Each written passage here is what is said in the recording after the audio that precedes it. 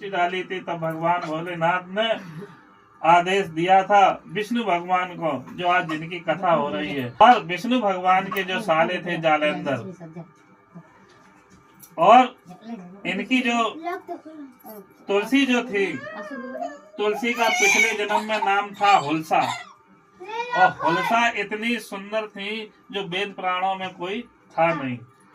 ये विष्णु भगवान की छप्पन में नारायणी जी की भाभी थी।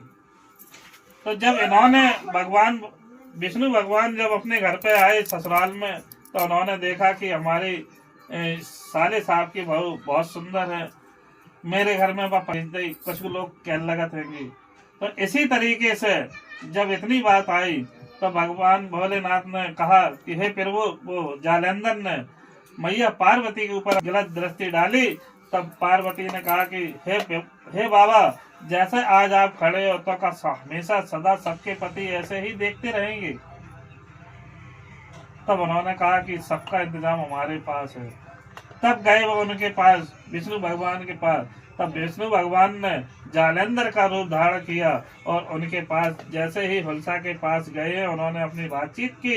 तब नारायणी जी आई। नारायणी जी ने कहा कि अरे भाभी से जैसे नंद और भौजाई में जब खड़खड़ होने लगा, तो ऐसे ही लड़ाई जब शुरू हुई तो नंद अब दिया हुलसा ने कि जाओ तुम घर घर मारे फिरियो लक्ष्मी। तो उन्होंने कहा कि जाओ तुम तुलसी बन के पौधा में रहिए कि हम तो हर जगह पूजे जे की इच्छा की। हाँ, कि अब जे खड़े जे विष्णु भगवान। तब विष्णु भगवान ने जैसे ही अशराप देन चली उनकी सरेज से, उनने ऐसा करी तब वो ऐसे ही रह गए, वहाँ अशराप दे नहीं पाई कि अरे अरे।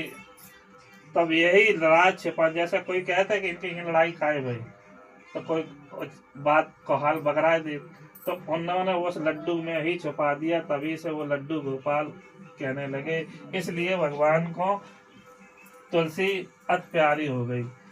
बोला सत्यनारायण भगवान की।